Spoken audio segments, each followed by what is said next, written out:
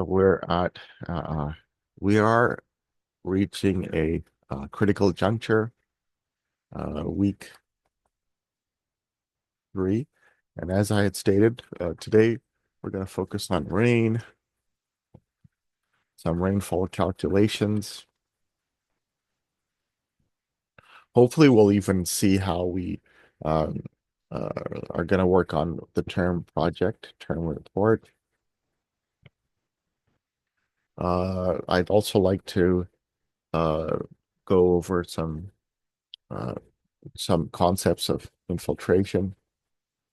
Maybe that's out of sequence here. Maybe it should be over here. Okay. Now, the reason why we study rain or we look at rain the way we are now is because as professionals in this field, you will get situations where you'll get a developer or a landowner who needs an approval. They need an approval from the municipality or conservation authority.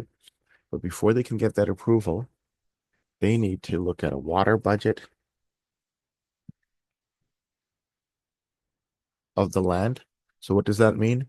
Before and after comparison, so that they don't have a situation where they're creating a flood. They don't want floods. They do not want floods. They're trying to make sure that doesn't happen. Another thing that they might have you do, and I'm actually going to be in a meeting today after our class. They want to make sure that your development is not in a flood zone or creating an extended flood zone. So these are reasons why you want to study rain. You want to study what will happen at your site based on historical data. So what happens is that you'll get a bunch of information which you use. Could be a 50-year, you're trying to estimate a 50-year or a 100-year event. And we are going to try to understand how scientists and engineers got to that number, and that will give you an amount of precipitation that would fall once in 100 years or 50 years. We'll also try to understand today how you can determine aerial precipitation amounts based on limited data. Okay, but you know how I love to start a lecture in my typical, what you guys might call cheesy manner, but going back to the same theme where water, surface water, rain are a part of different cultures. Let's now look purely at pop music references to rain. A few really interesting examples just to get us started today.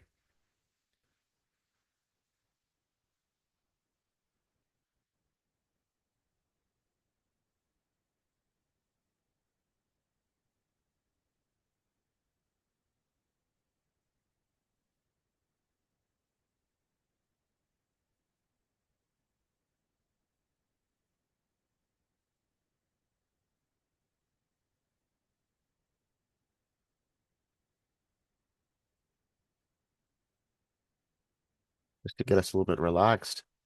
It is it is a early morning, so let me know. Can you see and hear this?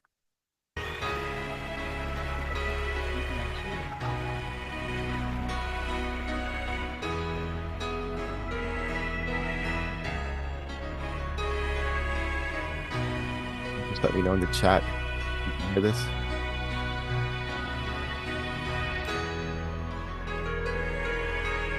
Oh, the early 90s, Guns N' Roses, very, very famous. They always have what they call a ballad. Like,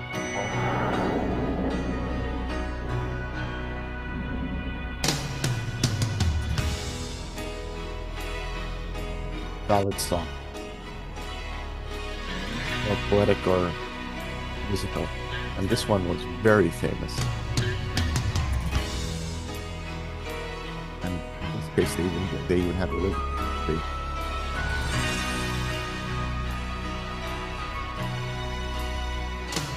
The main theme was rain. When I look into your eyes, I can see a love restrained. Actually, I think the video really launched Apollo's career. Darling, when I hold you,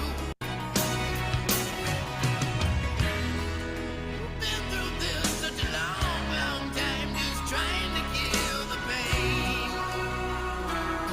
Oh yeah, lovers always coming, lovers always going, no one's really sure on letting go Oh, I today. miss those days where I could just smoke anywhere. Walking away. When you think the time to lay it on the line, I can rest my head just knowing that you are mine. Oh, mine. If you wanna love me, then darling, don't refrain. Okay, so let's get into the technical part of the lecture. But yeah, if you ever get a chance, check out that song, November Rain. Okay, so when we look at rainfall, let's see here. Show you my other screen. When we look at rainfall, we want to know how much surface water we're going to be dealing with because of the fact that we want to make calculations so that they can design stormwaters, sewers, the ditches, detention ponds for LIDs, and also, as I was saying earlier, more often than not, to complete a water balance. Why? Because the municipality wants to know how much how much water are you going to be creating in terms of surface water, right? So when we look at a rainfall event, you want to look at the depth, the volume, the duration, also what is the area, and we tend to assume a recurrence interval, and that's the basically based on statistical data that the amount of time it's going to take for that level of rainfall to happen again. So let's use an example, a 5-year return period, a 5-year rainfall event. What does that mean? It's a storm event that is expected to occur or at that level to occur once every 5 years. Now, so that means that there's a 20% chance that it will occur in a given year. So if we have, so let's take a look at this a little bit more closely. So if we have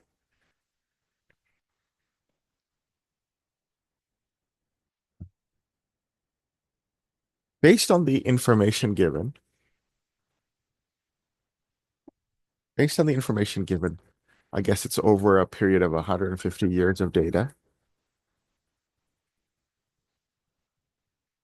We know that there is a 20% probability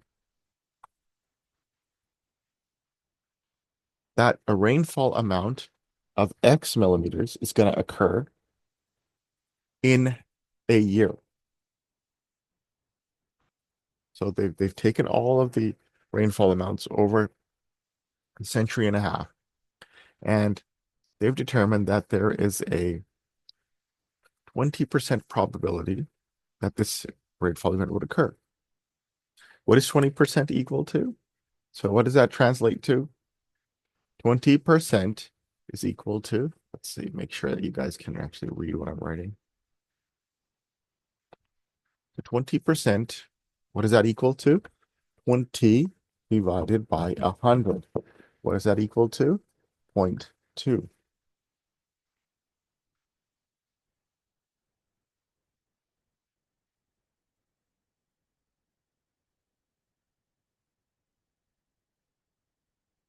Now, if you inverse this, so calculate the reciprocal.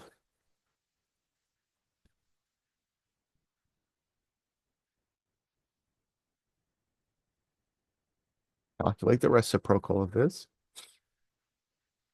What is that? 1 divided by zero point 0.2. So 1 divided by zero point 0.2 is equal to 5,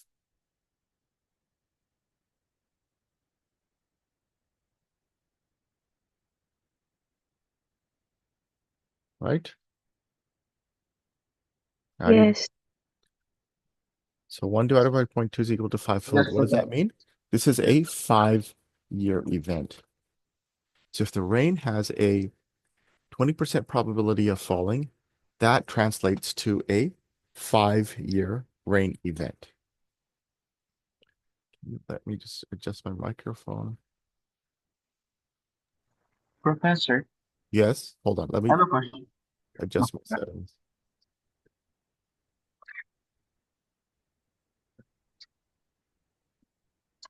Go ahead. what does the 1 represent over the 0.2? It's just a reciprocal. It's not one. Do you know what a reciprocal means? Yes, Professor. So it's essentially reciprocal is when you take a number and you do and you divide 1 by it. So the reciprocal of 20% is when you divide 1 by zero point 0.2. Gotcha, Professor. So let's say you've got a so let's say you take all the data from and you've calculated I mean this is not a statistics class, so I'm not going to do that calculation, but I'm just going to give it to you. So let's say there's a 2% chance of a certain rainfall amount, right? What does that translate to? That's equal to 0.02.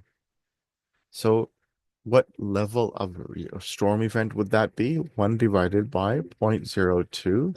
And what is that equal to? Let's go ahead and calculate that. I have to find my calculator. 100, 50. Sorry, 50.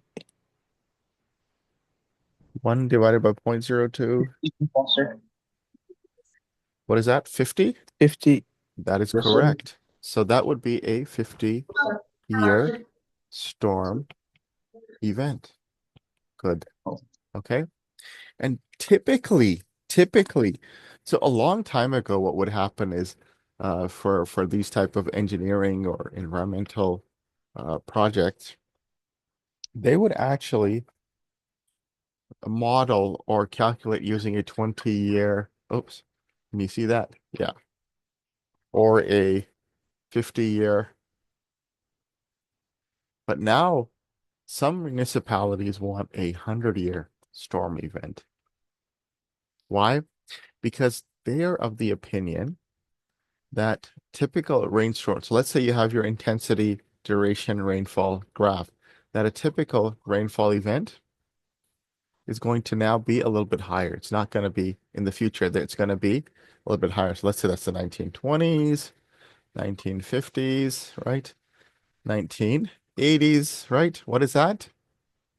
My favorite, right?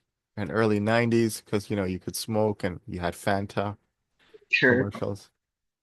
And Pakistan could beat India in a cricket match, which they can't anymore. Montreal could win a Stanley Cup. If I could go back in time. People used to say, let's go back to the future. I'm like, no, I want to go back to the time when they made the movie Back to the Future.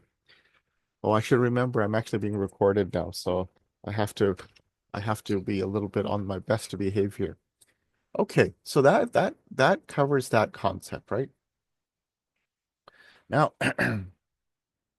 Professor, why you give the unit years when you convert it into like whole number? so that because what that means is that rain event, that amount of rainfall would happen once every 50 years.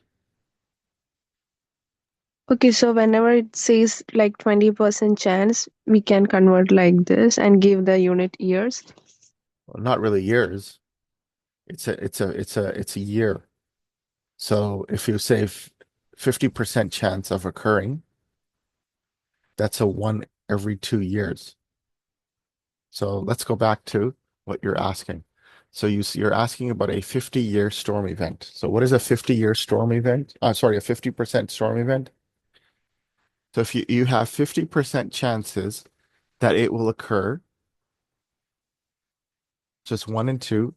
So what is that? That's 50 over 100, which is equal to 0.5.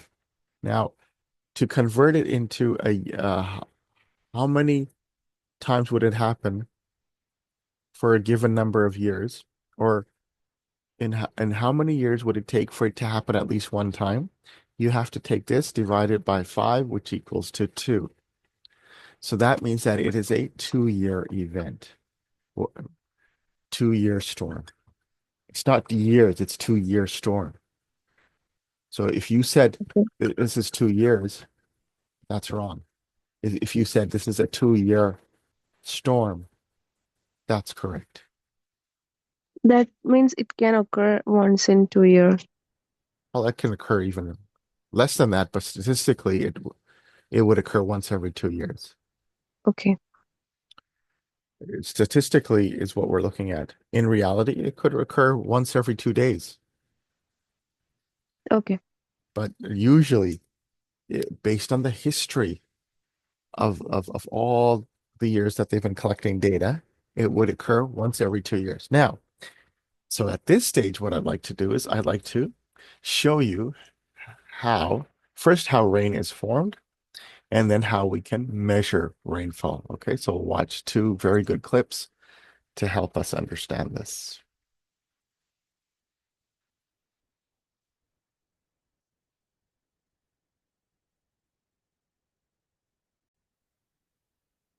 $20 million.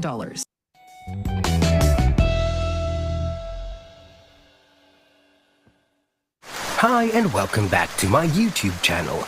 In this video, we will talk about how is rain formed. We will explain terms like evaporation, condensation, precipitation and water cycle. So take out your umbrella and let's start. So, how is rain formed? The first thing in the rain equation is that the sun must come out. When the sun shines on water on the Earth's surface, the heat of the sun warms the water, turning it into an invisible gas called water vapor. This process, when the water changes into a gas, is called evaporation. As we know, gases are lighter than liquid, so our water vapor goes up into the sky. Again, as we know, the further we move from the Earth's surface, the temperature gets colder. Next, when water vapor cools up in the sky, it changes into small water droplets. This change is called condensation. Now you already know that condensation is the opposite of evaporation. Clouds are made up of small water droplets, so when condensation happens in the sky, clouds are formed and they grow. So let's take a closer look at what happens in clouds. When water droplets bump into each other, they merge and grow in size. They continue to grow until they become too heavy and fall as rain. Water droplets also increase in collisions with each other as they fall towards the ground. Every single raindrop that reaches the ground is made up of 1 million of the original tiny water droplets. So, the process when water droplets fall to the ground as rain is called in meteorology precipitation. Now, the rainwater that falls on the ground flows through lakes, streams and rivers and finally reaches the sea. Again, when the sun shines on the water in lakes, rivers and oceans, the whole process is... Okay, so that is how rainwater is formed, a very simple way. Now let's take a look at some of the various methods in which we measure precipitation.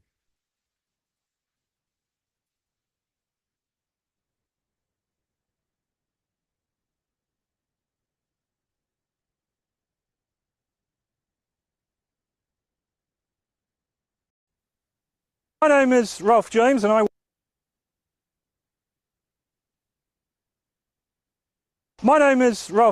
I work here at the Met Office headquarters here in Exeter.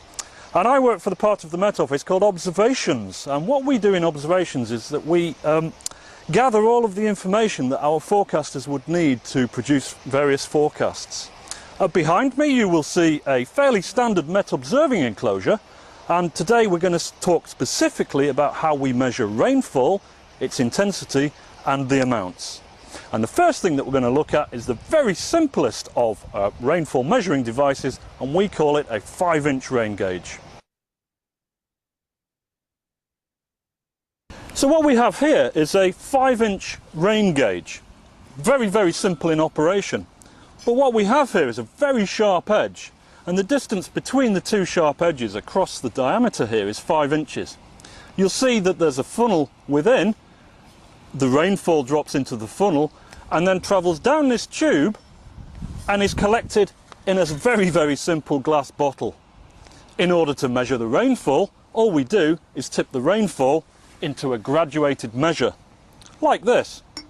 And then a simple process of simply looking at the amount of rainfall on the graduations there. And I'm looking at this now and I can see that since the last time this gauge was checked, we've had around about 3.2 millimeters of rain falling into this rain gauge. And what we have here is an automatic instrument, an automatic rain gauge. And we call this one a tipping bucket rain gauge. Essentially, the principle is exactly the same in that we have a funnel in which the rainfall collects. At the centre of the funnel is a hole. At the bottom of the hole is a tube, and the water will be collected and passes down the tube. From the tube, what happens is that it then reaches the switch mechanism. And essentially what this is a pair of buckets sitting on a seesaw.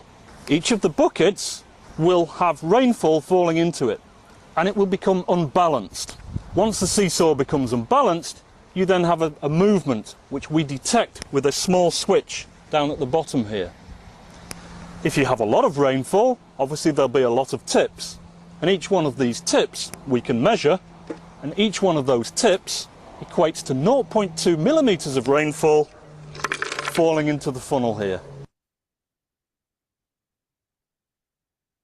So here at the Met Office, we've got yet more ways of determining whether it's raining or not, or whether the air is wet.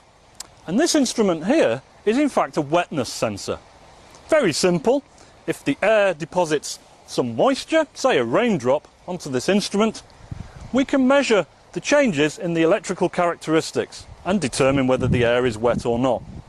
But a very interesting little story about this instrument is that it's heated. It's heated for a number of different reasons, but primarily to get rid of any water that's fallen on it. And we have noticed that birds do like to sit on here and warm their toes in winter. So what we've done, we've tried to fit these little spikes to stop birds sitting on there. And the reason is, if they're sitting here warming their toes, middle of winter, and they happen to do what birds do naturally, then that bird poo is actually wet. And it might confuse the sensor into thinking that it's actually rain.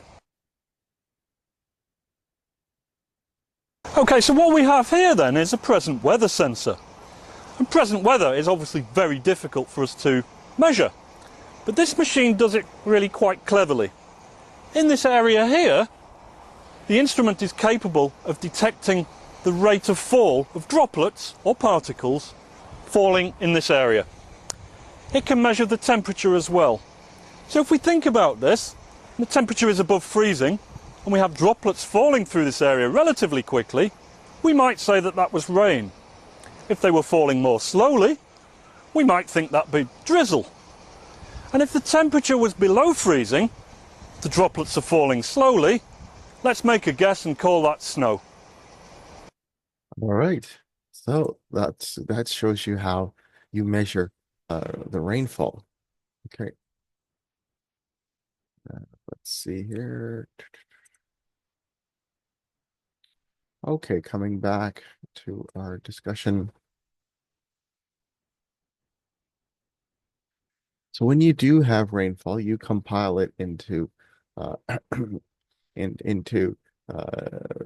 into charts and maps. So let's take a look at some IDF curve maps, intensity, duration, rainfall curve. So One of those types of maps is known as or graph is known as an intensity, duration, frequency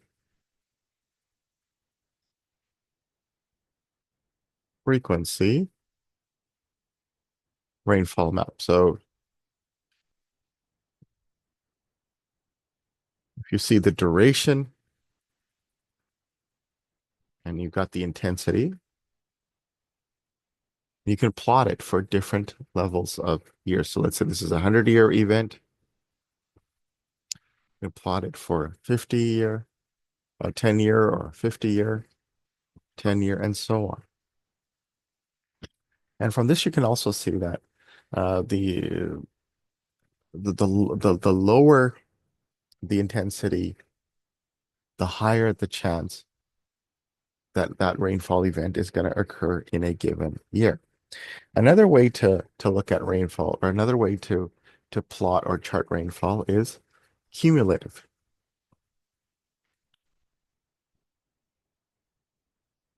In a cumulative manner. So you've got your depth of rain, you want your rainfall depth.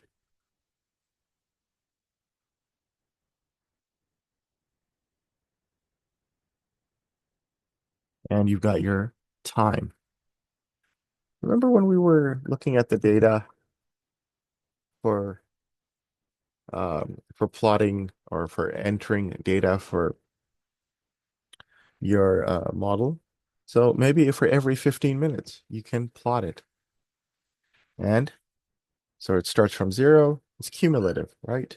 And this is the rainfall depth or amount. It could be in millimeters, it could be in inches. This is time. Let's say this is every hour or so. 1 hour, 2 hours, and so on. 3, 4, 5, 6. Of course, the way we had it in the model, it was every 15 minutes. So an interesting thing is, depending on how aggressive the rainfall is, or how the gradient of this graph will tell you how fast the rainfall is. And once the rainfall ends, it plateaus. Okay. All right. So that's another way that we depict rainfall in a chart. Another way that we do this, and it's called a hyetograph, is, let's see, where am I? Professor, Yes. I have a question. So you mentioned the plateau part, right? What does that mean? So the On a, plateau on, part is, so if it plateaus, there's no more rain being added. okay. And that just means that the rainfall has ended. The rain, when it's being added, it starts shooting upward. Why? Because this is cumulative. So that's an important point that you bring up, that what does that mean when it plateaus?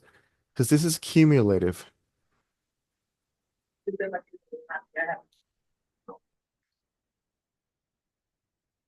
Okay. All right. Let's another way to plot this. So let's say it's the same. So I'm gonna just plot it on the same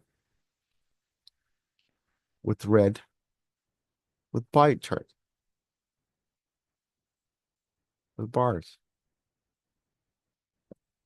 But you'll notice that once the rainfall ends, the bar flattens. There's no more. So where you show a plateau over here, here you just show bars. So that's how it's shown differently, or it's depicted slightly differently. I personally really like the line graph. I don't like the bar chart.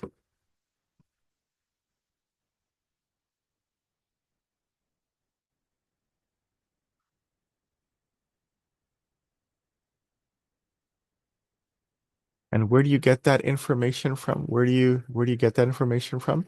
It was for it was it was for um it was from those rain gauges that was shown earlier. Okay.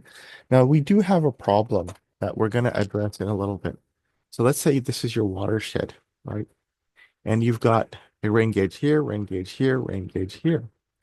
How do you determine, and there are 3 different numbers. So let's say you've got 24 mm over here. Let's say you've got 12 mm over here, and you've got 6 mm over here. So how do you determine the total rainfall amount? And this is our watershed or our basin. So there are ways to perform calculations, and that's what we're going to go through today, okay? So let's take a look at certain concepts.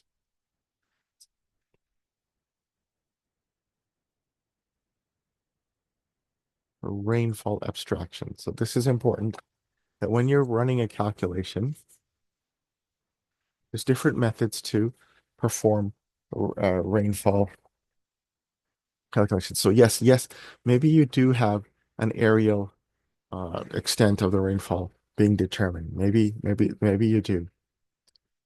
But even if you have an average rainfall amount, let's say the average rain is equal to P in millimeters. So now it's important to understand that there are still reductions that happen. Like number one, there is interception by vegetation. So that's removed from the effective rainfall. Then some of the water infiltrates into the subsurface, right? Then you have some of the water being retained as depression storage, right? In puddles and so on. And then you've got evapotranspiration.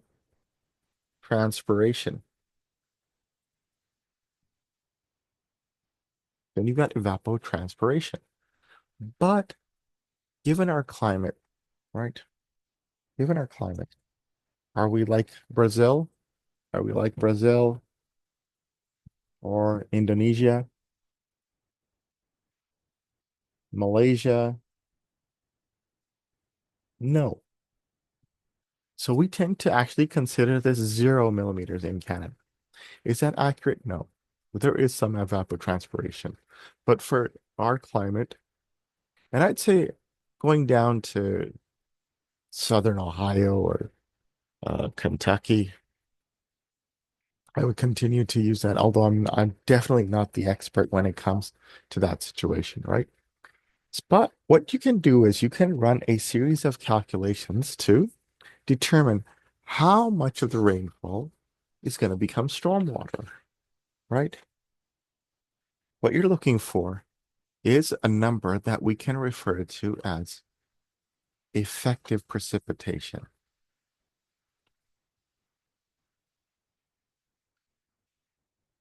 And there's several factors involved here. So, like for example, how moist is the ground? Moisture content, surface cover, land use,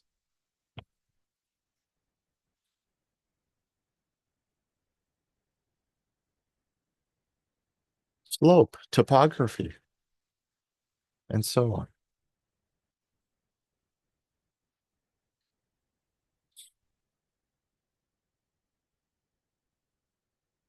But before we come to these calculations, what we want to do is determine the rainfall amount for our area. And that is the question that needs to be asked at this stage. That is a question that needs to be asked at this stage. If you've got a watershed, and I'll outline it in green, you've got a watershed. So that's your watershed. And just for the sake of our discussion, and we've got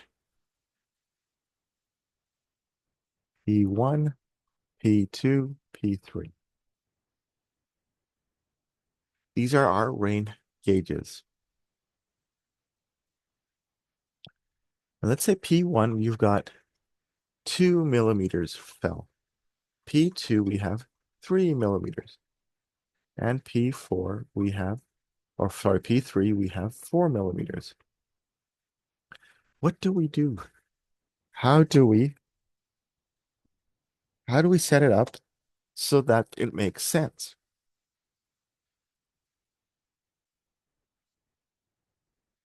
So so what we want to do is we want to create a calculation that gives us the aerial average aerial rainfall amount. Okay. Now, first of all, you need to know the total area of your watershed. And then we can use one of three methods. The first method is just averaging.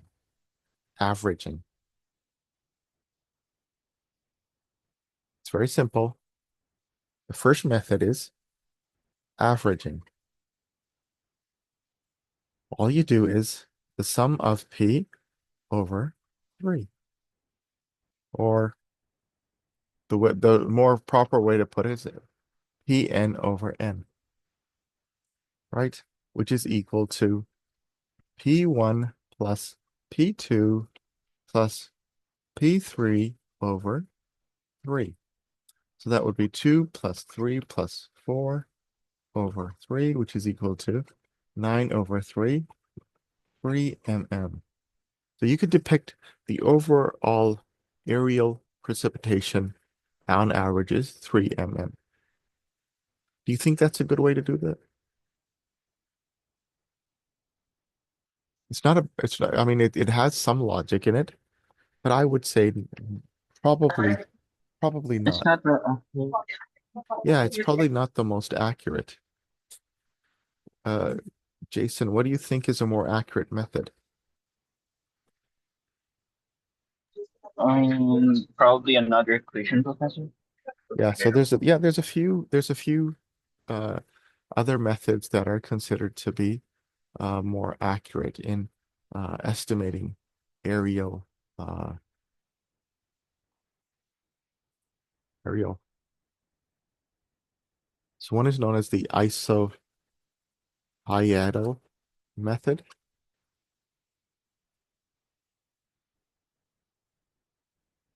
and the other is known as Thiessen polygon method.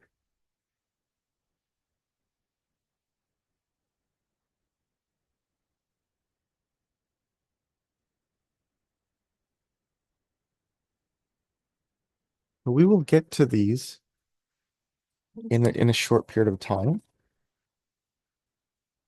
but before we do, let's come back to the mechanics of how we get rainfall. You know, where what causes rainfall to occur. So let's spend some time going over that again.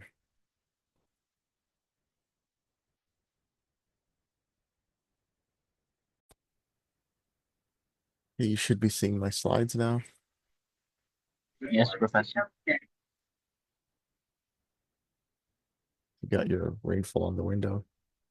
So precipitation is what engineers and scientists and technologists refer to when they're talking about rainfall, snowfall, hail, or sleet. One way that it occurs is when you've got air mass that is that has moisture is lifted, it cools, and then it condenses or drops rainfall.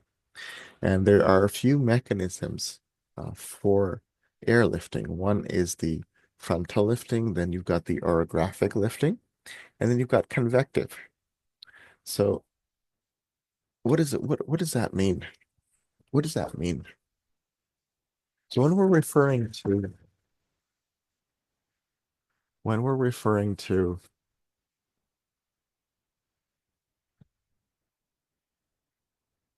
frontal lifting, it's basically when you've got two masses of air, one cold, one warm. When they come towards each other, so the warm might go up, or maybe that might not be the case. The cold might go up over the front, and then it unleashes its rainfall. That would be the frontal. Then you've got the orographic, right? So you've got a mountain, and then you've got this mass of of air that's forced to go upwards. This would be the frontal. This would be the orographic. And then you've got convective, where air acts as a transport for heat. These are a few of the basic ways in which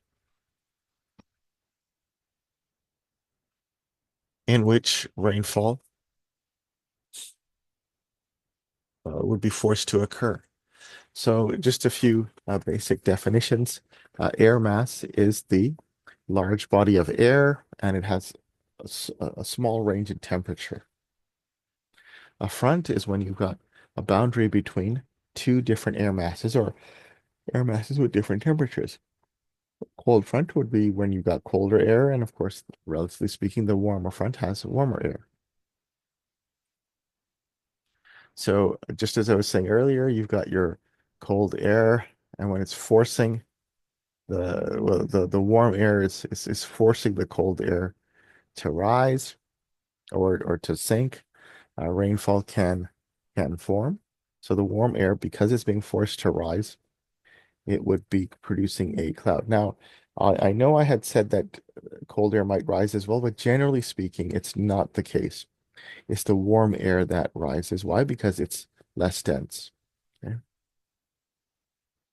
And then you've got your mountain that forces the rainfall on the windward side to basically head up the hill, and it deposits its rainfall on the windward side. Usually it's a lot drier once it reaches the leeward side, and it warms up as it enters lower elevations. Okay. So that's another reason why you might have rainfall, but this doesn't really apply to us here in this part of Ontario. And of course, you've got your convective, right? You've got your warm updraft of of, uh, of air, and you've got the cold that is returning to the surface. So condensation is the change of state of the water vapor into liquid. And for this to occur, you must have it near the at a saturation point, and you typically would have a condensation nuclei. So it's a small particle or an aerosol, and these can be ranging in size from 10 to 1,000th to 10 micrometers, or 1 millionth of a meter. So just to talk about this just briefly again, the precipitation is formed. Why? Because it's being lifted and it's rising, and once it reaches a critical size, approximately 0.1 millimeters in diameter, it's overcome by gravity and it starts to fall. Interestingly, now these equations are not a part of your learning outcomes, but I left them in there. But there is a certain physics to the falling of the rainfall that is beyond our scope. But essentially, the weight of the raindrop is too it's too heavy, so that the buoyancy is no longer able to keep it afloat, and it falls to the ground under gravity. And at a certain point, it reaches its terminal velocity. It accelerates under gravity until it reaches its terminal velocity, and then it falls at that same speed. So that's why you'll notice rainfall. I mean, it's not infinitely fast. Most rain you'll notice falls at the same velocity the raindrops.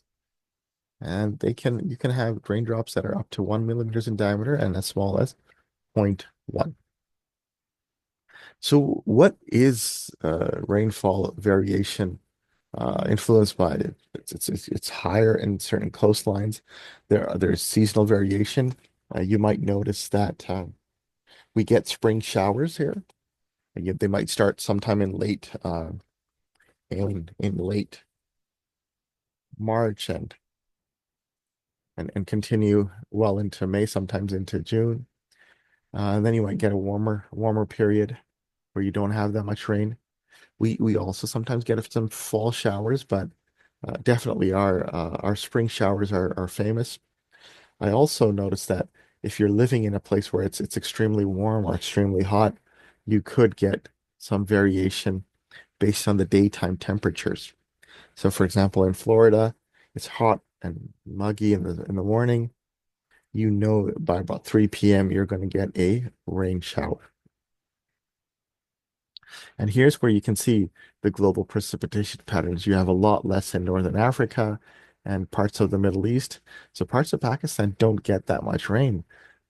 But in the north, you do. India, you get a lot of rain. Most China, southern China, whereas up here in the desert in China, you don't get that much rain. Australia, another desert region. You've got a desert in South America as well. It's not showing here on the map, but uh, the the region of Antarctica is also considered to be a desert, although we don't really think of it as such. So you can actually draw contours of rain, and they're known as isohyads. Essentially, what we had on our map was we had rainfall amounts that were differing at different locations on the map. You can actually create contours, and those contours are known as isohyads. And so those are what we can use in terms of having the ability to represent aerial precipitation. So what is a rainfall hyadograph? It's the plot of rainfall depth or intensity over time. And I showed you those earlier on today. And you can draw also a cumulative hyadograph where, remember, it has a curve or it has a gradient all the way up to when the rainfall ends and then it plateaus. When we look at rainfall intensity, we're looking at the depth or the amount of rainfall per unit time. So it's the amount of rainfall that has fallen in that amount of time. 15 minutes for your modeling. Some people might use an hour, some people might use half an hour in these calculations. So let's see here. You've got your time here shown as in zeros, 5, 10, 15, 20, 25, and so on, 5-minute intervals. And for each 5 minutes, here's the amount of rain that's fallen. So, and then you've got your cumulative rainfall. And you can have your running totals shown as well. And when you plot it in the hyadograph, it's going to come up as a bar if you plot the amounts for each time interval. So you see the highest amount falling between 25 and 45 minutes.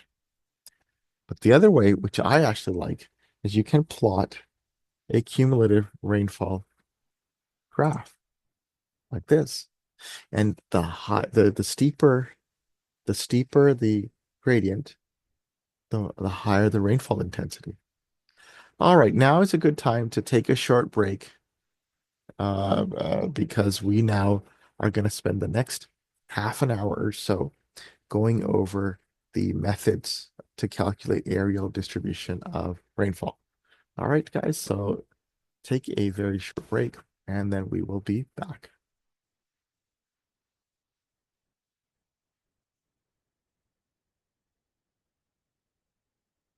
5 minutes or so. 10 minutes.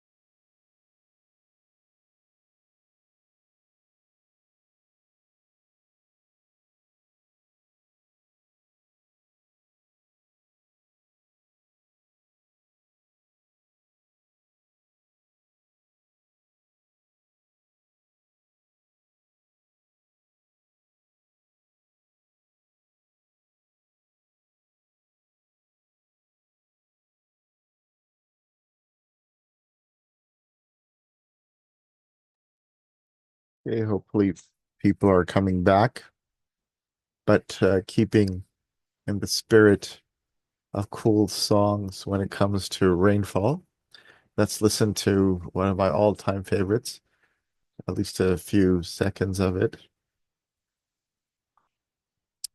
by a very famous singer.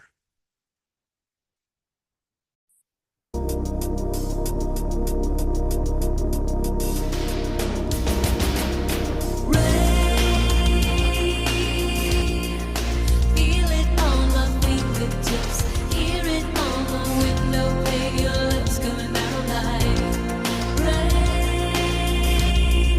Wash away my sorrow, take away my pain. Your lips coming down like rain.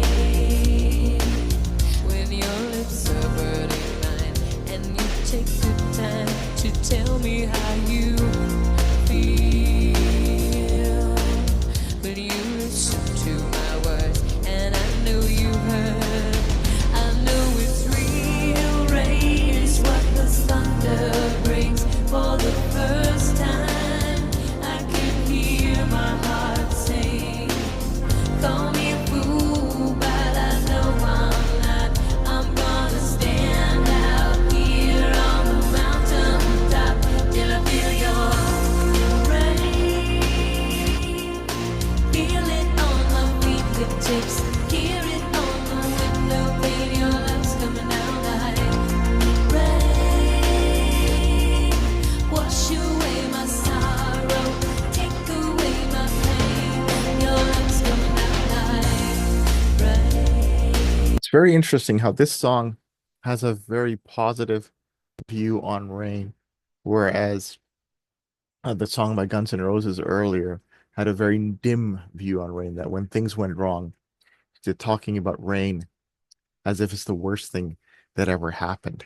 Now, when you do talk about rain, though, remember we were going to look at what are the factors that determine how much of the rainfall becomes surface water, how much of it becomes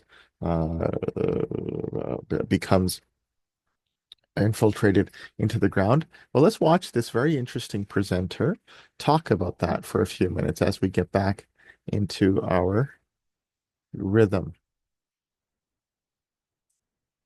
We're not going to watch the full video. It's got a very nice lecture.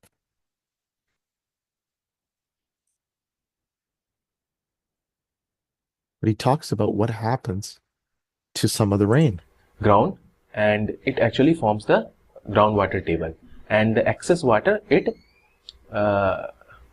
some of it also constitutes in increasing the moisture of the soil, whereas the rest goes into the groundwater. Okay, so it is the flow of water into the ground through the soil surface, and infiltration water is used in increasing the moisture, as I told, up to field capacity. Now you know what is field capacity. You have already studied in the previous video. Field capacity, optimum moisture content, and permanent wilting point. These are the moisture content at different situations. Field capacity is actually the maximum moisture holding capacity of a soil, and optimum moisture content is actually the optimum water. Remember, in the LID class, we were trying to maximize the moisture holding capacity or the water holding capacity of your structure, your human placed soil, or moisture that should be available to the crop so that it can give the best harvest. Okay, and the water should not come below permanent wilting point, because then the harvest will be less. So, an extra water, as I told, it constitutes the groundwater. Now, infiltration capacity. What is infiltration capacity? It is actually the rate, okay, at which the moisture is absorbed by the soil in given condition. It is actually the maximum rate, okay. So, it will be, as it is a rate, so it will be expressed in either millimeter per hour or centimeter per hour, okay, and it is denoted by FP. So we're not going to look at this now. And let's see the relationship between rate and capacity. I hope this is clear. This is what we want to look at. Okay, now moving on to the factors that can affect the infiltration capacity of a soil. First is the rainfall characteristics. Rainfall increase size of raindrop. When the raindrop size increases, then it has more penetration capacity than the smaller raindrops. So it increases the force by which it strikes the ground surface, so there will be more infiltration. Second is the soil characteristics, that is, you will find more penetration in case of permeable sandy soil rather than in case of clayey soil. Okay, so just see the graph. This is infiltration capacity or FP, and here we have time. So you will find that for clay it is like this, and for this for sand, and this for clay. Okay, so you find that for sand the infiltration capacity will be more. Coming to a surface cover or vegetation, it can actually act as a hindrance to this infiltration capacity, as it will form a cover and will slow down the surface flow rate. Okay, so increase in vegetation cover reduces the infiltration capacity. Now the fourth factor is infiltration water characteristics. Now if some impurities are present, then what will happen? It will block the pores of the soil and it will reduce the infiltration rate. So if any impurities or some foreign substances are present in the water, then it will reduce the infiltration rate. And the last factor is temperature. Now how temperature affects? You know that temperature is affected by viscosity.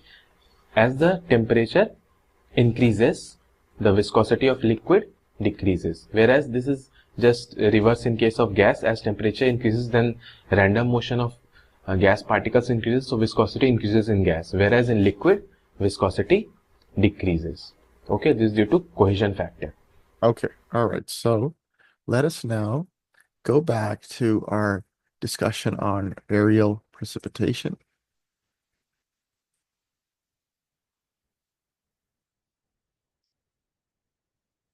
Okay, so I want you to be very careful and listen closely, because this will be on the on your midterm. Okay. Okay, let's take a look.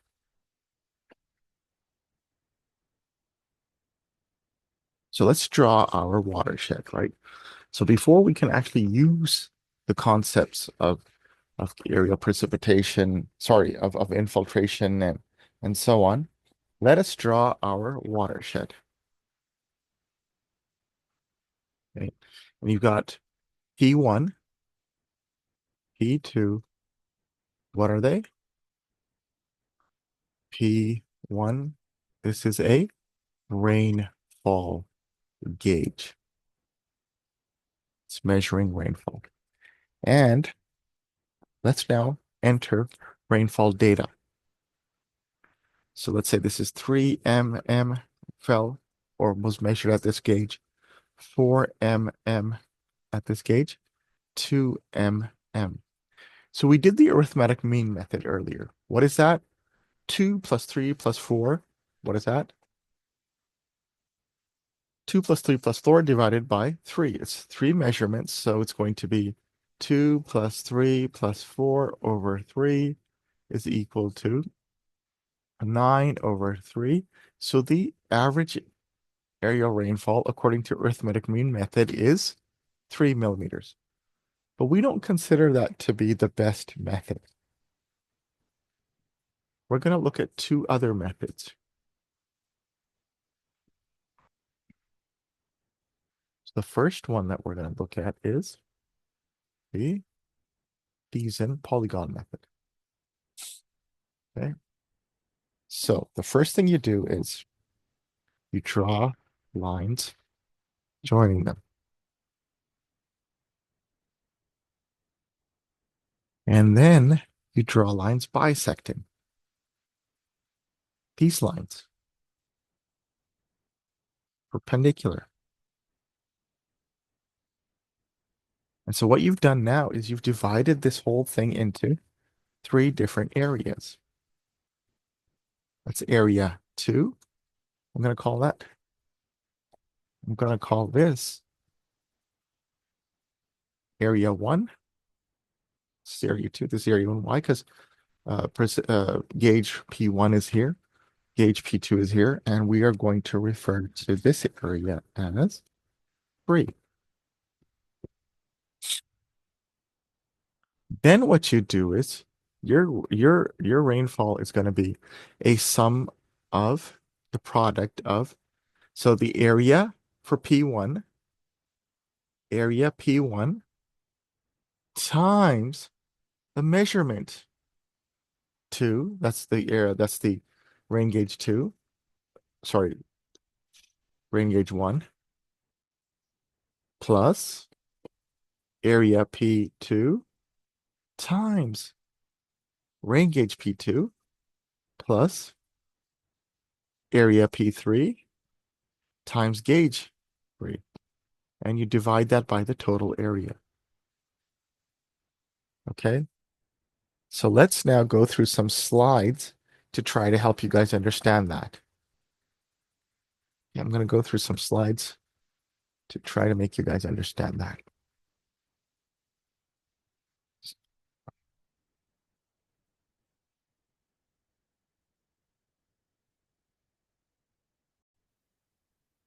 So hopefully you guys can see my slides. Yes. Great. All right. So what you're going to do is, you've got your P1, P2, P3. You're going to draw lines joining the adjacent gauges, draw perpendicular bisectors, and then extend the lines to have 3 areas, and then compute using this formula. So the first thing you did is you drew lines connecting them.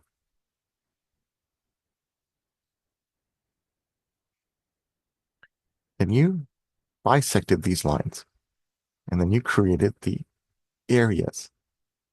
And so for area P1, the rain gauge is 10 millimeters and the area. So you're going to use GIS or CAD to determine this area. P2 is 20 millimeters. The area is 15. P3 is 30 millimeters. The area is 20. So you multiply 12 by 10. Then you add that to the product of 15 by 20. And then you add that to the product of 20 by 30. And you divide it by the total area. And that'll give you the average rainfall amount according to the season polygon method. Are you guys clear on that? Yes, Professor. Okay.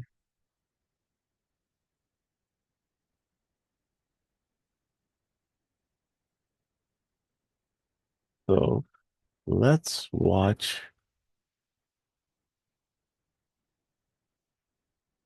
Let's watch a very good video on this here. So this is important. So that's why I'm spending more time on this. And we're going to go through this.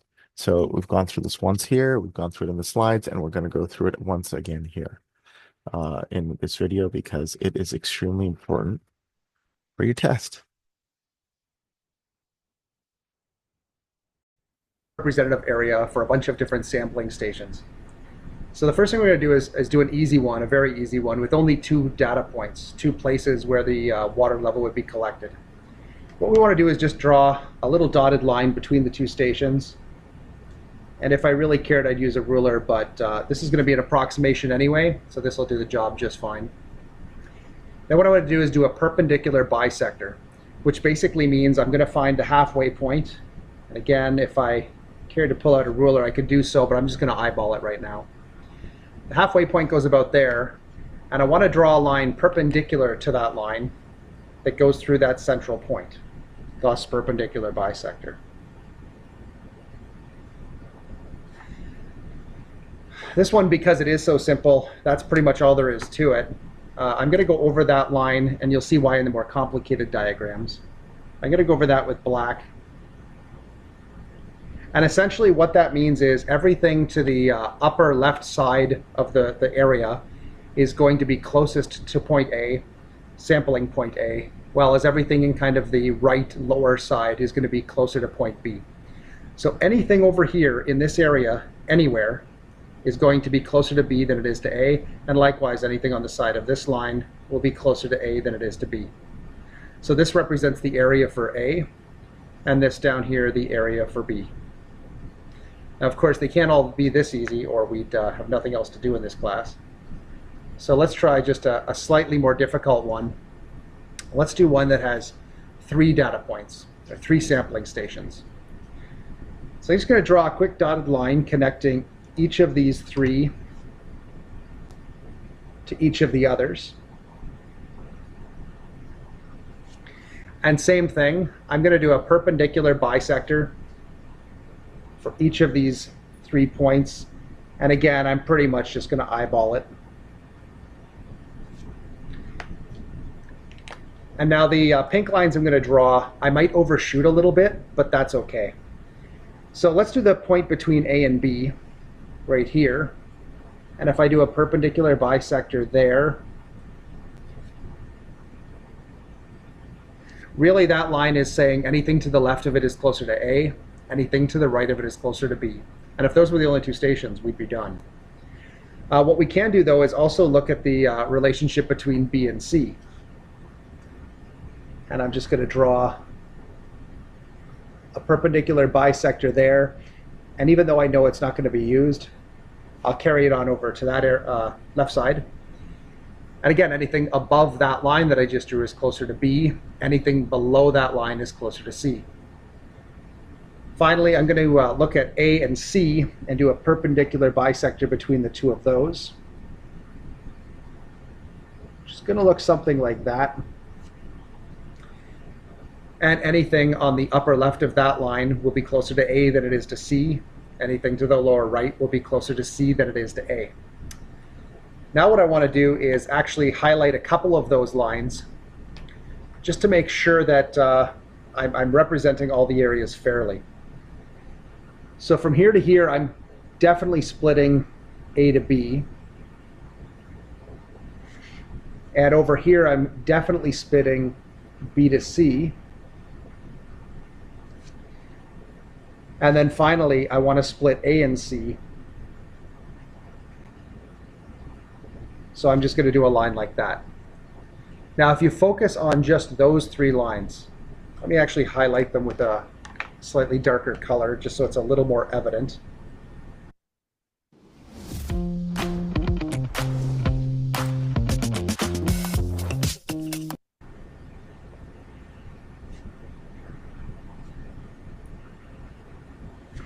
Try not to pay attention to the pink anymore, just focus on the blue. If you're anywhere up in this region, this little place isolated by this blue line and this blue line, anything on that side is going to be closest to A, closer than it is to any of the other 2 stations. Anything in the top right here is closer to B than it is to any of the other 2 stations. And anything below this blue line here, anything in this area, is all closer to C than it is to anything else. So now you can see that it got much more complicated, or at least significantly more complicated when we went from 2 points to 3 points. Let's try one that has 5. What I'll do to try to make this one a little bit clearer is not to include all of the lines, but only the ones that are actually important. So let's take a look at points A and B, and we'll do a perpendicular bisector for those.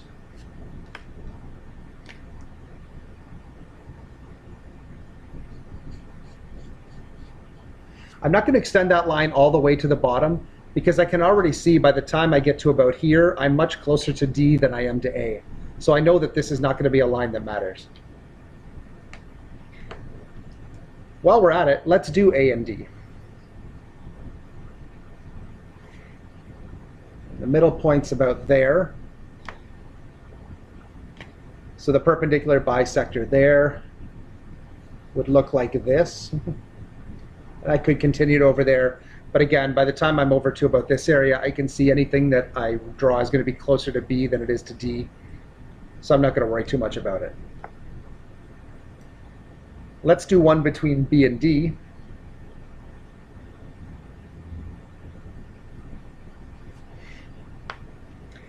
And a perpendicular bisector there.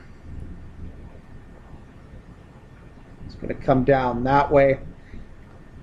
This is going to be a little bit of an approximation. You'll notice that right around here, they don't seem to meet up particularly nicely. And that has more to do with the fact that I'm not measuring these precisely or using a ruler. If it was actually done exactly properly, it was perfect perpendiculars and perfect measurements, then all three of them should meet at a point. Let's do points B and C. And we'll drop a perpendicular bisector in the middle there.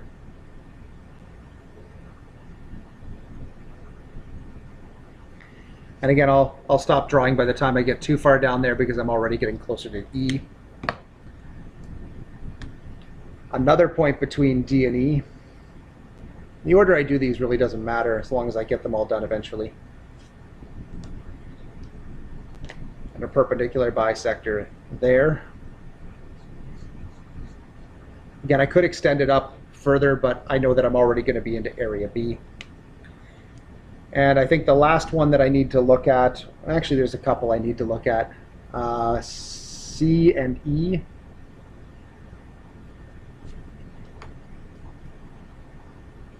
Halfway point.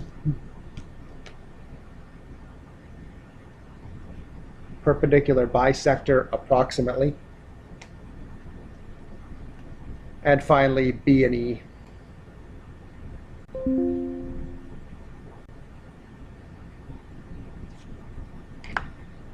And it looks like it would be approximately here.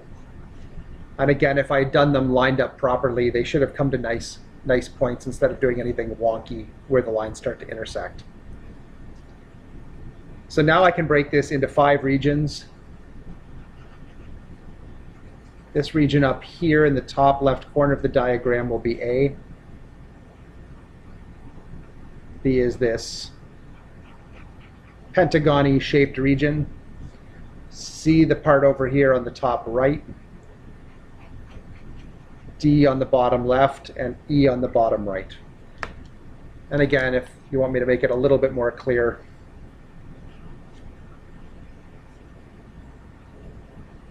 I'll just go over it in blue.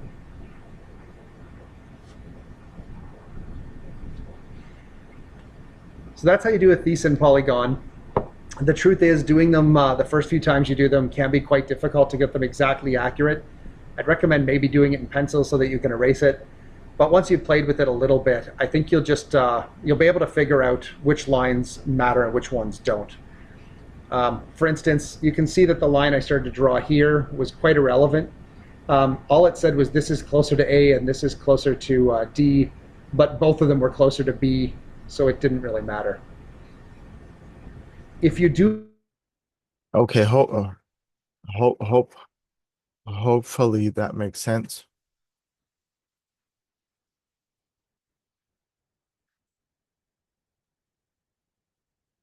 Any questions about that?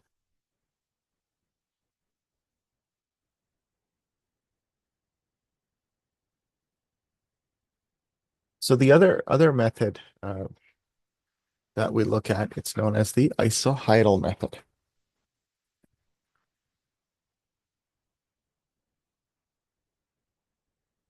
And what you're doing is you're creating contours. So what you're doing is you're creating contours that you can then use in your calculations. So again, let's say you've got P1 is 2 millimeters. Let's say you've got P2 is 3 millimeters. I mean, it's pretty simplistic. P3 is 4 millimeters. So in this case, what you're going to do is you're going to draw your contour. So this is a 2 millimeter contour, 3 millimeter contour, 4 millimeter contour. Now, instead of having 3 separate areas like you did in the other method, you're going to have 4 separate areas. 1, 2, 3, 4. And you're going to have 4 areas, area 1, area 2, area 3, area 4. But how are you going to represent rainfall for each, right? Remember, this is 2 millimeters, 3 millimeters, 4 millimeters. what you do is, let's forget area 1 for now. For this, you're going to depict this area as having rainfall 2.5 between this contour and this contour. For this one, you're going to show the rainfall as 3.5. And in the same, just make this 4.5 and 1.5. So then what you do is you multiply the area of A1 times 1.5 plus A2 times 2.5 plus A3 times 3.5, and then divide it by the total area. And that will give you the aerial precipitation based on the isohyets. So let's take a look at that.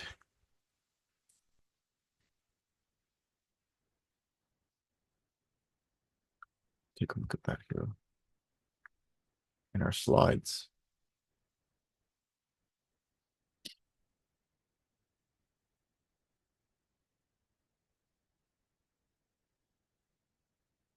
You can see the slides. Okay, so now what you do in the Thiessen polygon method, as mentioned earlier, you draw. Okay, that was the Thiessen polygon method, so we're moving past that. The isohyetal method. You basically, now what you do is you construct the contours, then you assign a value between the contours, midway point, and then you multiply the area for area 1 times the assigned value of precipitation.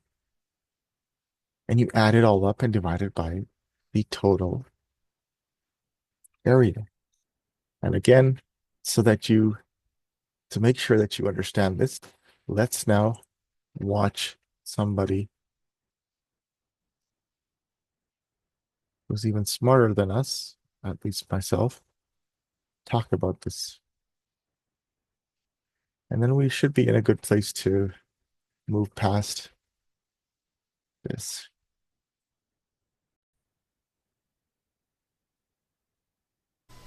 There we go. This example is quite detailed and takes you through drawing the isohyets, or again the precipitation contours. This is not something that you will have to do in this class, so I'm going to quickly advance through all of these steps. So here we go.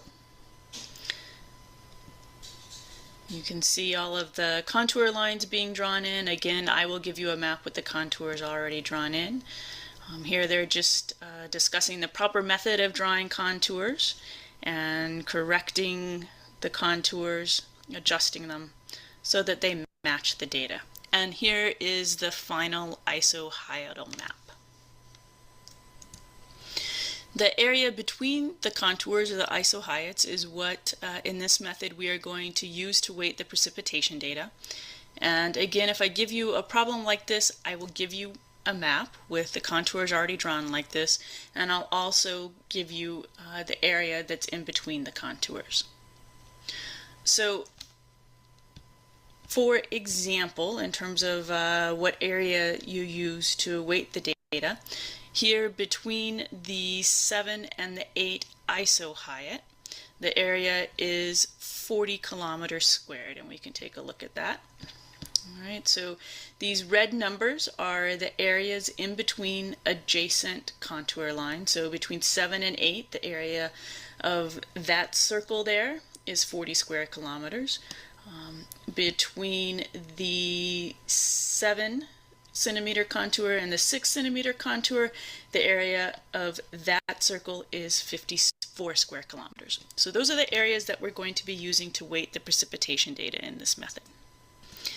In this method, the precipitation value that we use is the average of the two adjacent isohyets or contours. So for instance, for this 40 square kilometer area here between the 7 centimeter and 8 centimeter contour, the rainfall that we will use is 7.5 centimeters.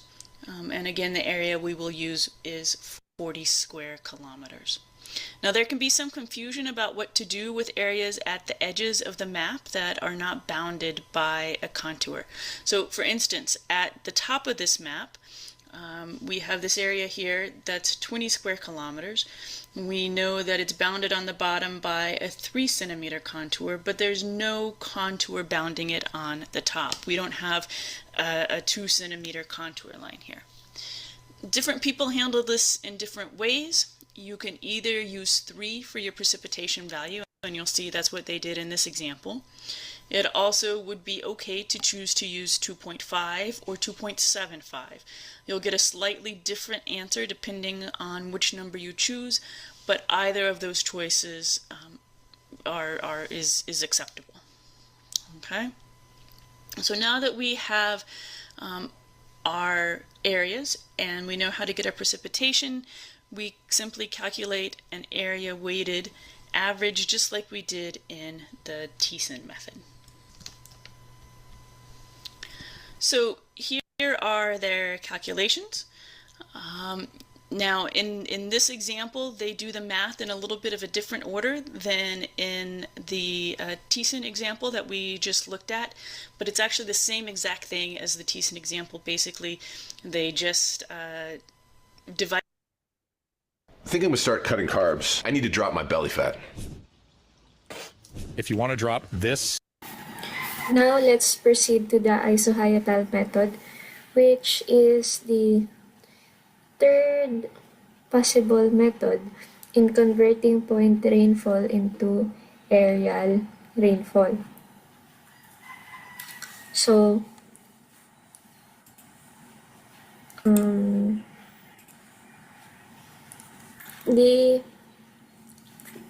let us say that this is the basin boundary, this one,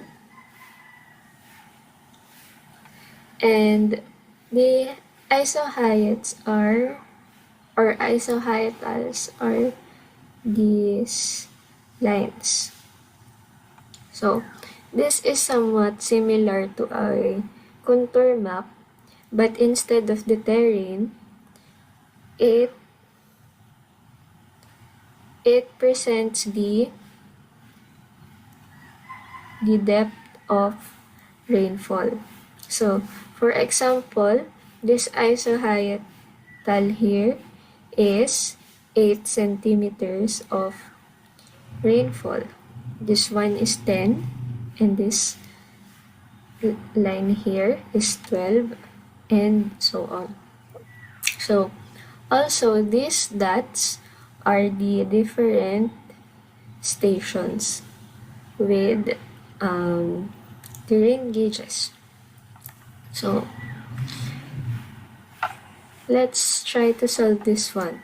So we have zone 1, which is less than 6 centimeters. So we can write here less than 6. For zone 2, that is between 6 to 8 centimeters. Zone 3, that is 8 to 10 centimeters. And then for zone 4, that is 10 to 12. Zone 5 is greater than 12.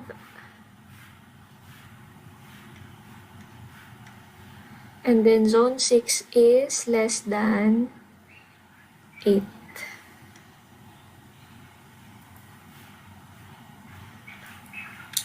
So let's now proceed to the mean isohyotal value. So usually this is taken as the average of the isohyets. So for zone 2, which is 6.8, we have 7.5. 7, sorry.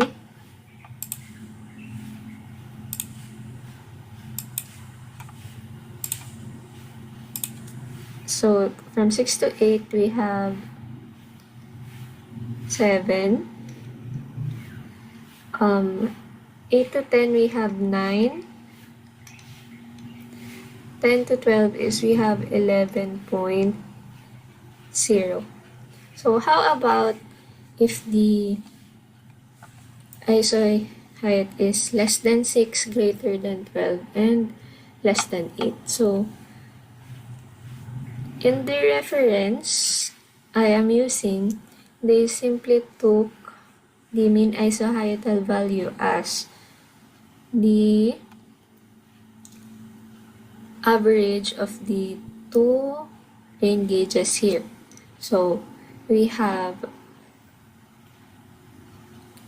5.4 for zone 1. We have 12.9 for zone 5, and we have 7.5 for zone 6.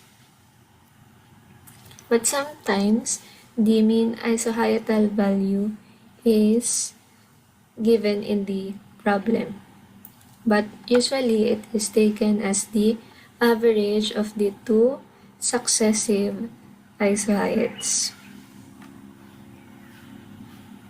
So if you have encountered a problem that, for example, the given isoheight here is 8 and there are no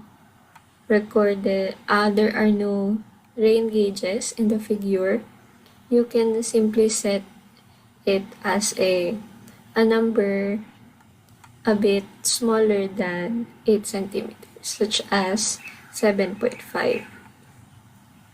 But in this example, 7.5 is obtained by averaging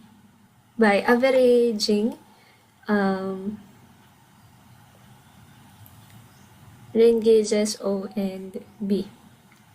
So now that we have the mean isohietal value, let's now get the total area of the basin. So this is equal to 7,180 square kilometers. So the next step is to get the product of the mean isohietal value and the area between the isoheights. So 5.4 times 410, this is 2,214. Next is 6,300.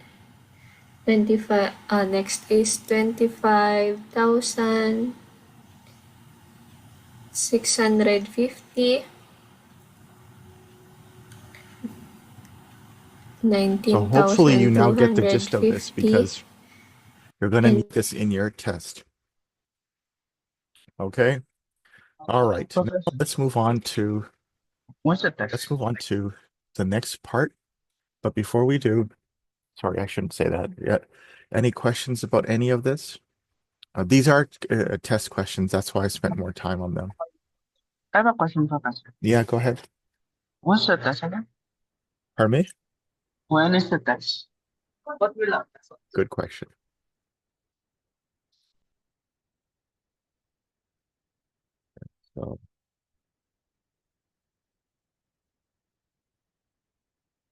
So you see, do you see? Hold on. This is the wrong course. Oh. Wrong course. Let me open up the assessments for this course.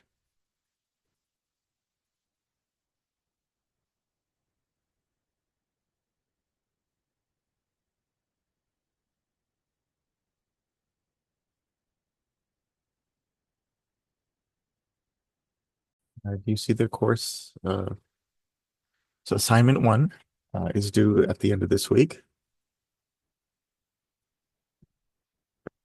Lab 1 is due not next week, but the week after that. Assignment 3 is due week 6. You're going to get lots of time to do that, hopefully. That's going to be one of those remote classes.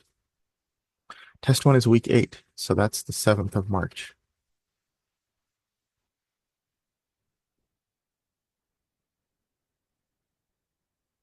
Did that answer your question? Yes, Professor. Thank you. All right. Yeah, the cat is cute until it scratches you. It likes to, it's one of those cats that likes to play fight, and it mistakenly sometimes scratches. Otherwise, yes, it's a lot of fun. There. All right.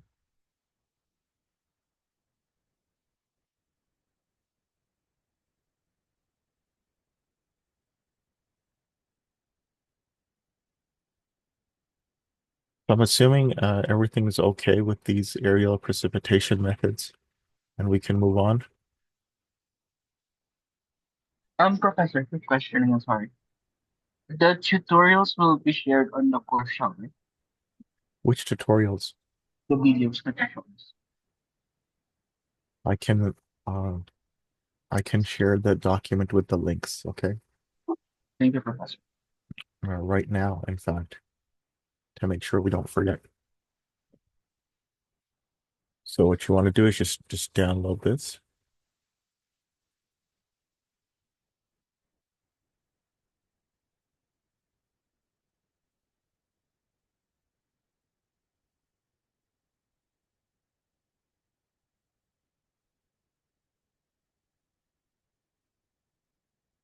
I will add that right now to this week's course content in the lecture. Thank you, Professor.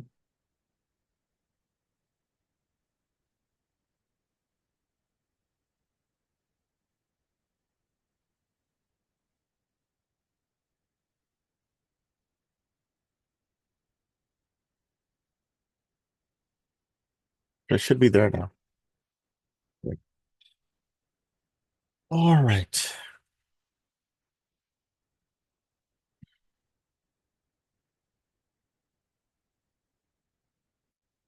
So let's now return. Yeah, we're jumping all over the place, but I'm trying to follow a certain sequence to help you here.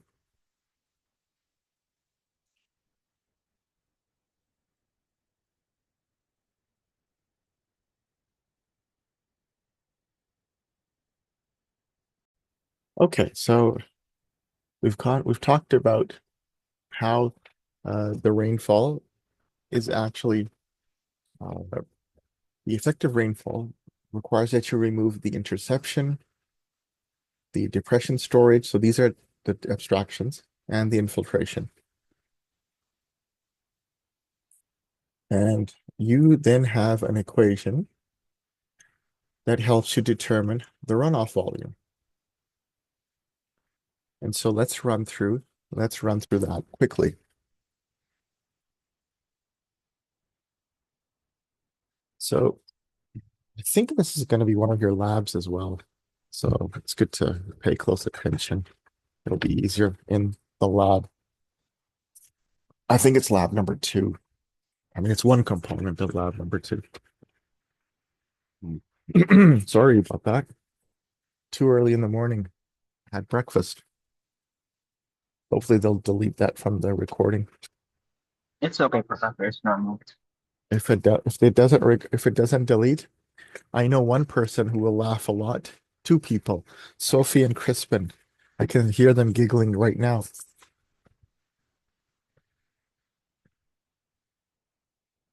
That's one problem with early morning classes, and it happens even in person. I'm thankfully, hopefully you guys ignore it, but when I'm eating and then I'm munching and then I'm, you're digesting. It's like a kid and you're trying to teach, and then you've got you've got your body functions going on. Okay, so you've got the effective rainfall amount, right? And what does that help us? It helps us determine the runoff volume for your watershed. So this is one method. So the runoff, or the effective stormwater, is going to be the total effective precipitation is going to be equal to dP. That's the total precipitation minus the initial loss by interception. So that's D. Minus the infiltration loss, minus depression storage, minus evapotranspiration. And whatever value you get for dr, you multiply that by your watershed area, and that's your runoff volume.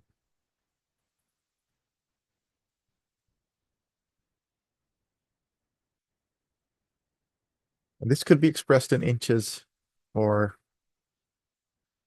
millimeters, or it could be in cubic meters, right? So let's take the example of a situation.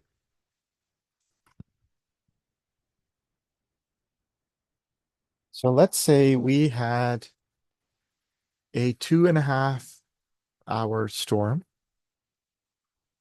okay? And it deposits 2 inches of rain. And the area of your site or catchment area is 3 acres.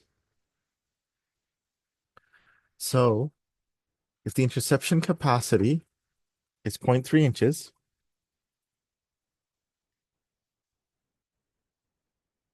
and depression storage is 0.2 inches, and infiltration is 0.7 inches. So this would all be given. And remember, DE for us is 0. You end up calculating the effective rainfall as being 0.8 inches.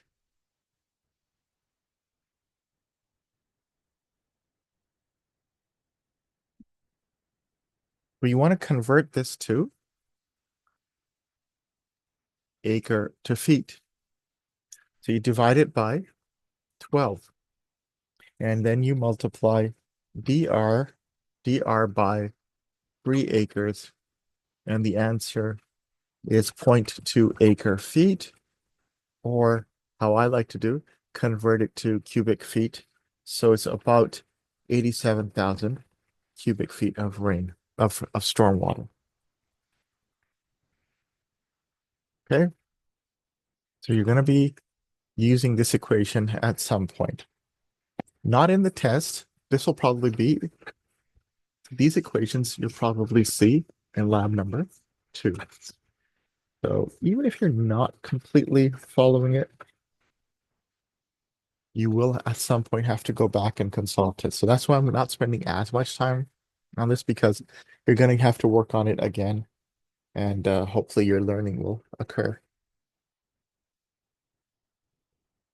One aspect of this entire process that you will, if you work for an engineering company, is infiltration.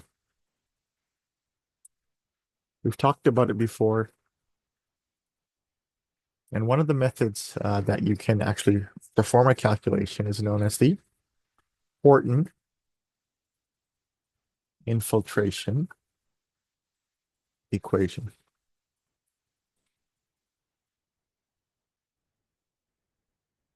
It's the Horton infiltration equation. And how is it written? So it's a function, and time is equal to the regular steady state infiltration rate plus the initial infiltration rate minus steady state infiltration rate multiplied by e to the power minus k T minus T0. I'm going to ask you guys to run this calculation, right? Just remember these concepts. So Ft is the infiltration capacity at time T in minutes. Fc is the steady state infiltration rate. F naught is the initial infiltration rate, which slows down over time. So let me share that just to make sure you're getting that. Let me actually share down the source material, share the source material with you. Okay.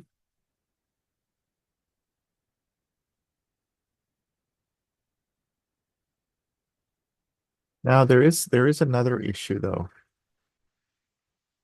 It's going to be a little bit hard to nail down because of moisture conditions. So you could have antecedent moisture, so that means that the rain is falling on soil that is already moist, or it could be dry. And you've got typical values for initial infiltration rates could be 19 to 10 to 20 inches per hour. But the steady state would be a lot less. So once it's in normal conditions, it could be a tenth of that. So the rainfall intensity or the infiltration rate at the start of a storm is a lot higher. So let's take a look at a example where we have to determine, using this equation, the infiltration rate at 2 hours for a loamy sand. Okay. So the rainfall duration is 4 hours for this event, and it takes 0.5 hours to reach the interception capacity at which infiltration starts. So the first half hour, no infiltration is happening. So let's start plugging in the numbers into the equation. All right, let's write the equation first and then start plugging in the numbers. So we want to find out at time t the infiltration rate for this equation.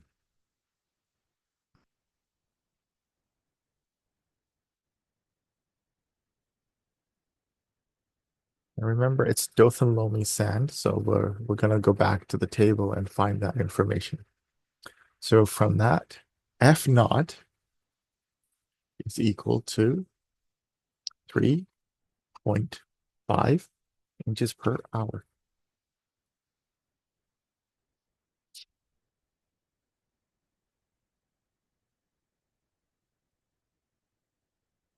And FC is equal to, according to the table, 2.6. This will be given to you guys, okay? If this comes to you in a test. I don't remember if I've got this in a test question. Sometimes I do, sometimes I don't. And K, again, it's going to be given for Dothan loamy sand. It's 1.4 per hour.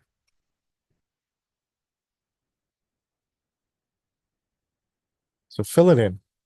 FT, 2 hours, is going to be equal to 2.6 plus 3.5 minus 2.6 e to the power minus 1.4 times 2 minus 0.5. So let's see, what does that give us? 2.6. Hopefully I don't get it wrong. 3.5 minus 2.6. 0.9. 0.9 to the power 2 minus 0.5 times 1.4 e to the power minus 2.1. This is going to be equal to 2.6 plus. So what is e to the power 2.1? Let's see, minus 2.1. I got to figure out my calculator here.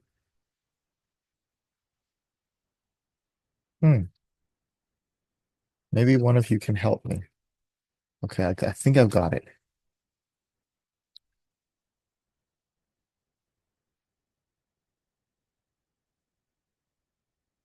No, clear.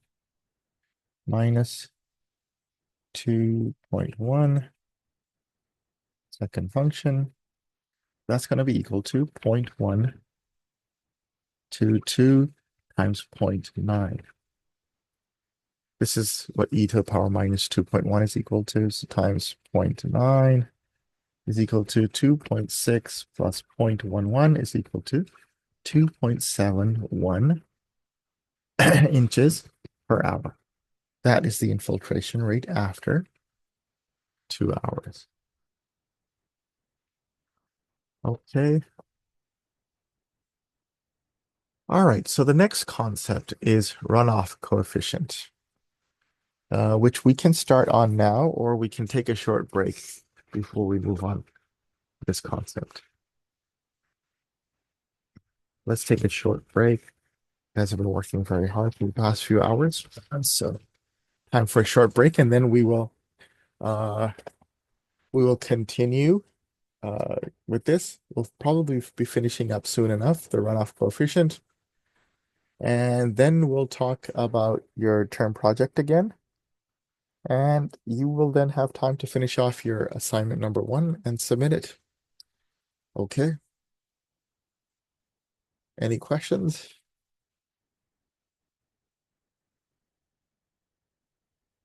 No, Professor. All right, I'll see you in 5 minutes.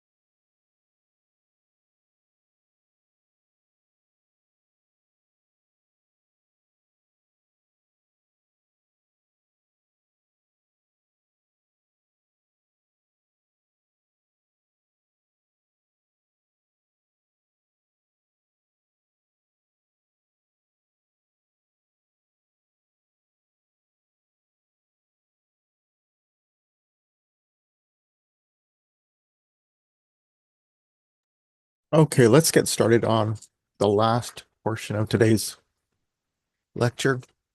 It's gone on pretty much at the rate that I thought it would. A very important part of your learning discussed today. I suspect. So now let's move on to the runoff coefficient. So when we're talking about the runoff coefficient, it is basically helping us determine how much of the rainfall becomes actual. So the runoff coefficient gives you the effective rainfall intensity. So if you've got the rainfall intensity and you multiply it by the runoff coefficient, it actually tells you how much of that is actual rainfall that's going to become stormwater. And this number, the runoff coefficient C, is greater than 0 but less than 1. So let's say if it's 0.85, that means that 85% of the rainfall becomes runoff. And it's used to determine the runoff. So let's say your intensity of rainfall is 0.2 inches per hour, and your runoff coefficient is 0.7. You multiply it by 0.2, that'll give you the effective rainfall per hour, rainfall intensity per hour.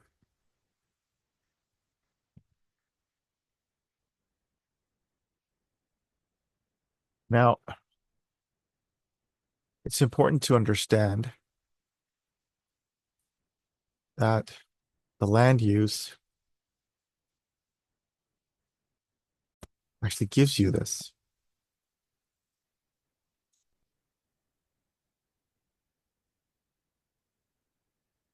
Or you're given this in a table, depending on the type of surface, depending on the land use.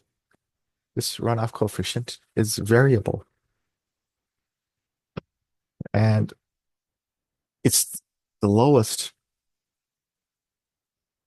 where you have the highest amount of infiltration, 0.1 in the grassland. And it's highest when you have impermeable surfaces, 0.95 good concrete. Right?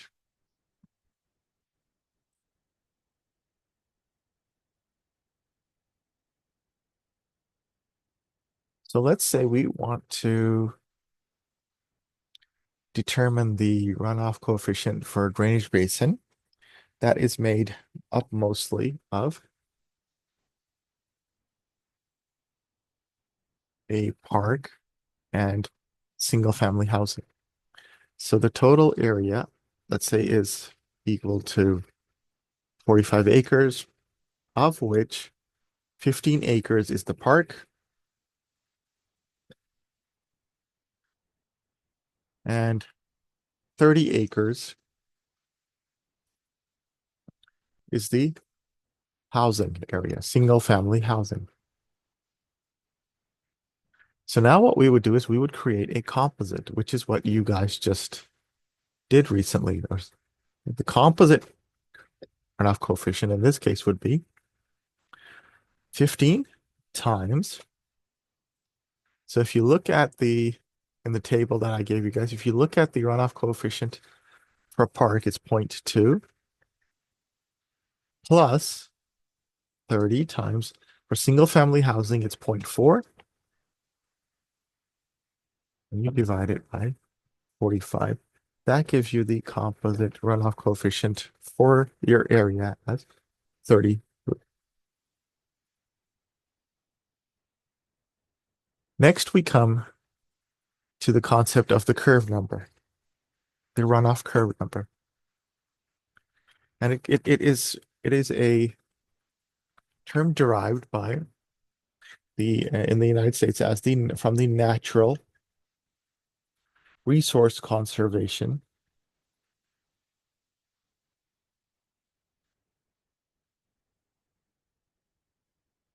Service.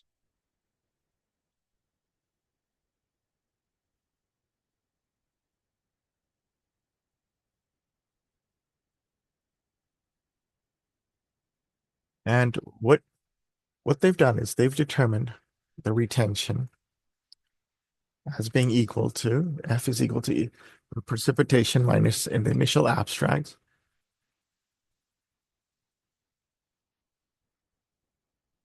minus the effective precipitation.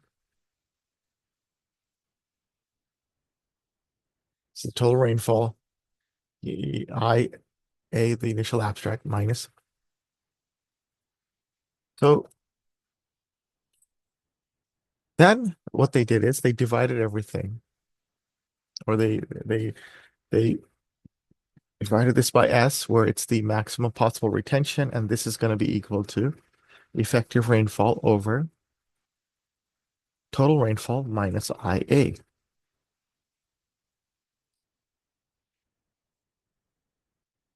And you guys remember that depends on the type of rainfall. So let's go back.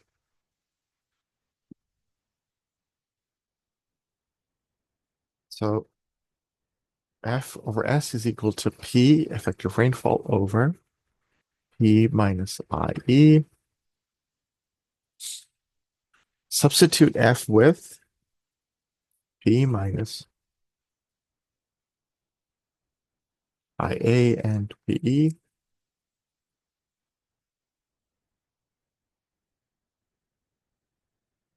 So you end up with an equation that says over P minus IA plus S. The initial abstractions are equal to 0.2S in that case. And the effective rainfall is equal to total rainfall minus 0.2S squared over total rainfall plus 0.8S. Okay. And then rearranging this, we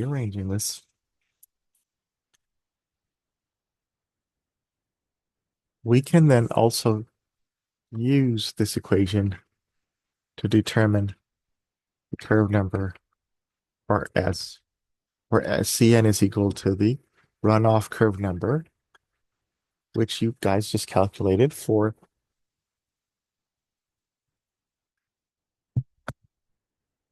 the lab, and S is equal to the maximum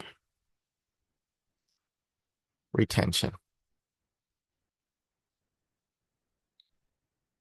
So in the end, the S, which is related, so that's the retention to the curve number, is equal to 1,000 over the curve number minus 10.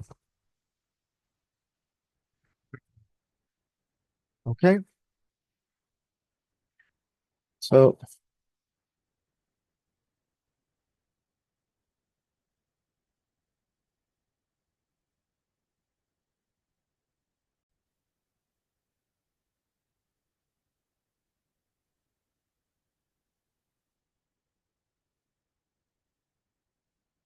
let us see how an engineer computes the runoff.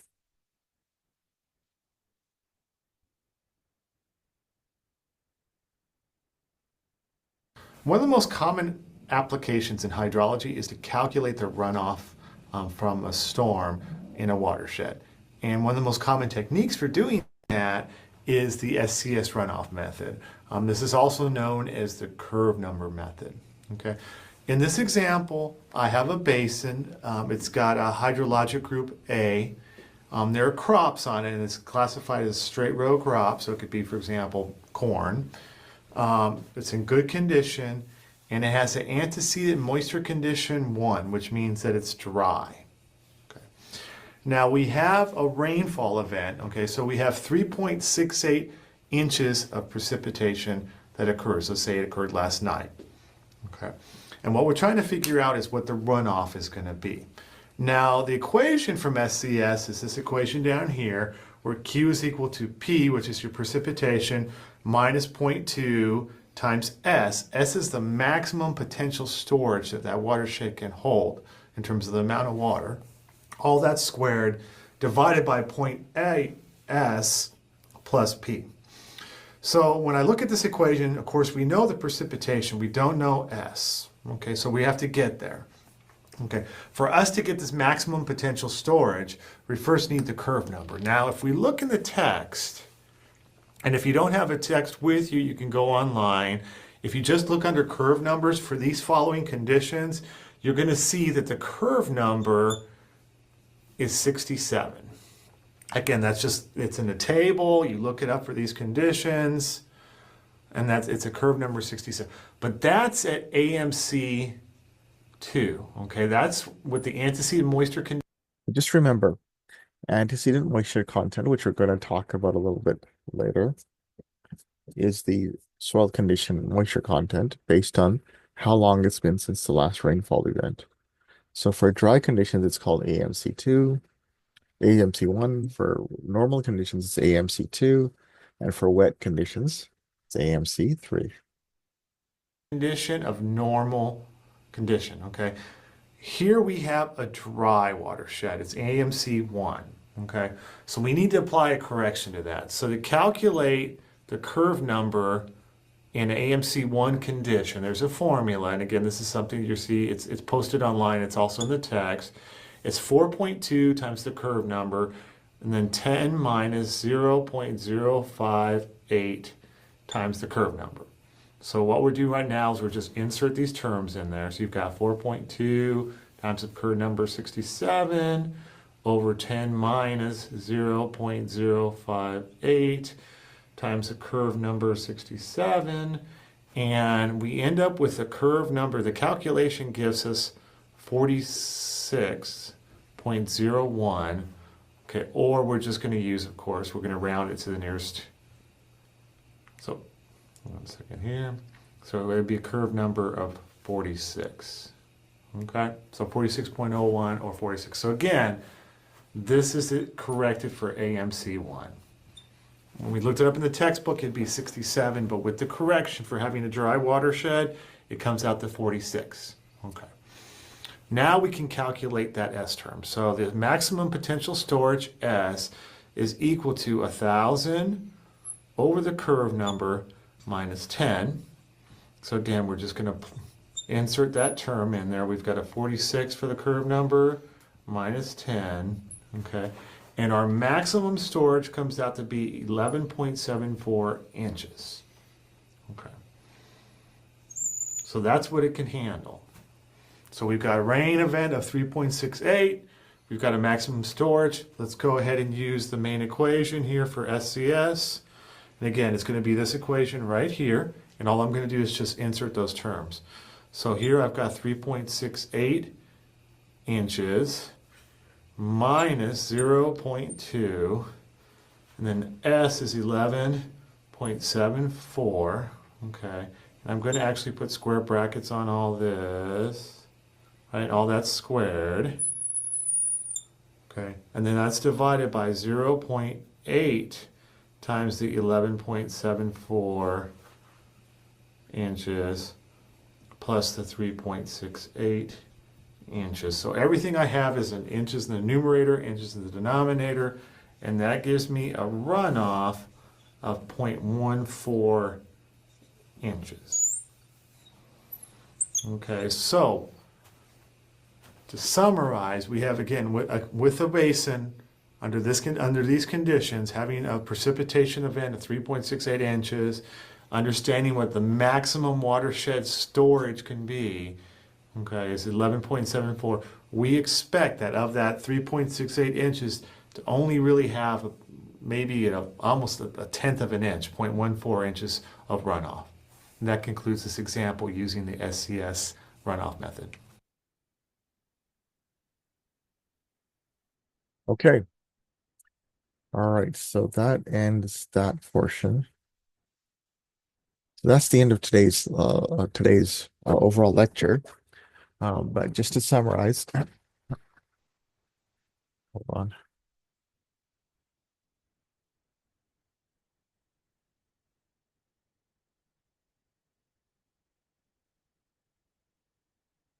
Today we talked about rainfall, how it occurs,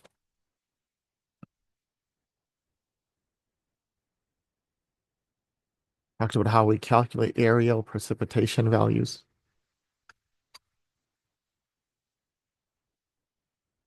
how we determine effective rainfall amounts,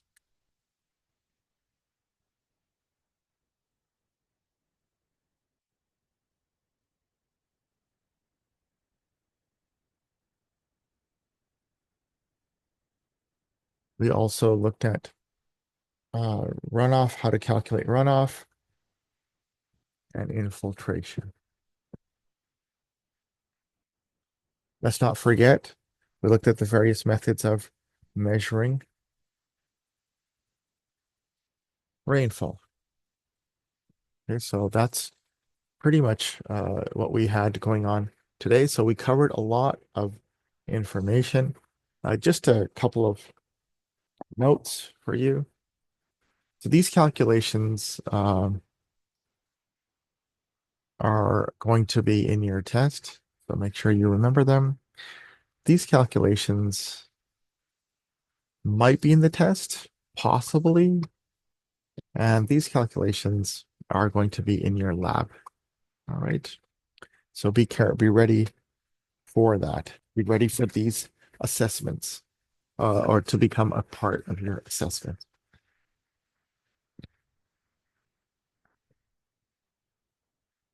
But from my end, that concludes today's lecture. However, I would like to ask you to use this time remaining to either complete assignment number 2 or look at assignment number 1 closely, or start thinking about this assignment. You know, you've got a half an hour left in the class, or 20 odd minutes left in the class. Start working on this. I think you've already got your teams. So start talking to them about which one you want to work on and ask me questions. If you want to leave, it's up to you, but then come back to this. This is your homework. All right. Any questions? If not, like I said, I'm still here, but I'm going to stop the recording.